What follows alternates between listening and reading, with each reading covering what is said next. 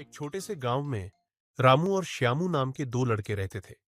रामू एक किसान का बेटा था और श्यामू एक दुकानदार का बेटा था। दोनों की उम्र लगभग समान थी और वे बचपन से ही सबसे अच्छे दोस्त थे। दोनों ने एक साथ खेला, पढ़ाई की और हर मुश्किल वक्त में एक दूसरे का साथ दिया। एक दिन गांव के पास एक बड़ा जंगल था जिसमें कई जंगली जानवर रहते थे। लोगों का मानना था कि जंगल में एक बड़ा खजाना छुपा हुआ है, लेकिन वहां जाने की हिम्मत किसी में नहीं थी क्योंकि जंगल में कई खतरनाक जानवर रहते थे। रामू और श्यामू ने तय किया कि वे खजाना ढूंढने जाएंगे। सुबह सुबह दोनों दोस्त तैयार होकर जंगल की ओर निकल पड़े। वे दोनों ही बहुत उत्साहित थे और रास्ते में गाना गाते हुए जा रहे थे। जंगल में प्रवेश करने के बाद उन्होंने देखा कि वहां हर तरफ हरियाली और सुंदर फूल थे, परंतु जैसे जैसे वे अंदर गए जंगल घना और अंधेरा होता गया। चलते चलते वे एक गहरी घाटी के पास पहुंचे। वहां उन्हें खजाना दिखाई दिया, लेकिन घाटी इतनी गहरी थी कि वहां पहुंचना असंभव लग रहा था। तभी श्यामू ने एक उपाय सोचा। उसने रामू से कहा। रामू, क्यों ना हम एक मजबूत रस्सी बनाएं और उसके सहारे नीचे उतरें। रामू ने इस सुझाव को सहर्ष स्वीकार किया। दोनों ने मिलकर जंगल में से मजबूत बेलों को इकट्ठा किया और एक लंबी रस्सी बना ली।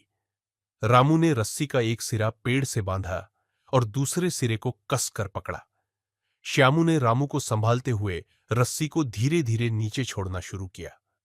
रामू धीरे धीरे नीचे उतरने लगा।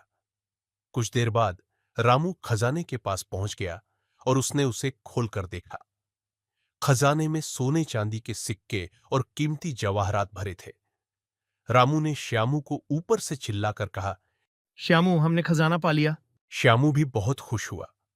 रामू ने खजाने की पोटली को रस्सी से बांधकर ऊपर भेजा, लेकिन जैसे ही पोटली ऊपर पहुंची श्यामू के मन में लालच आ गया। उसने सोचा, अगर मैं इस खजाने को अकेले ले जाऊं तो मैं अमीर हो जाऊंगा।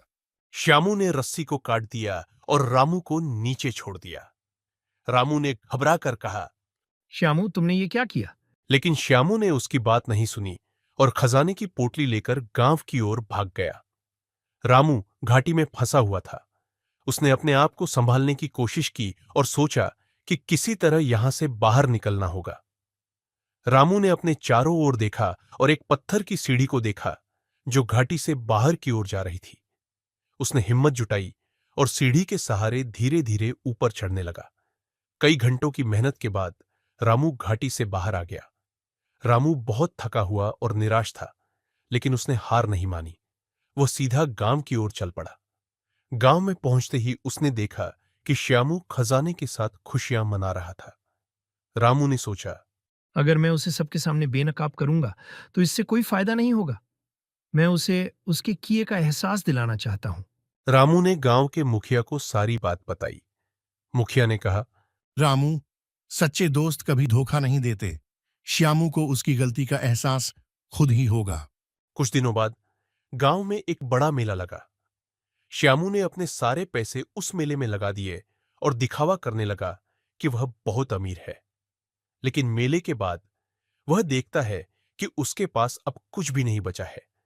उसके सारे पैसे खत्म हो गए थे। वह बहुत परेशान हो गया और सोचने लगा कि उसने रामू के साथ कितना बड़ा धोखा किया है।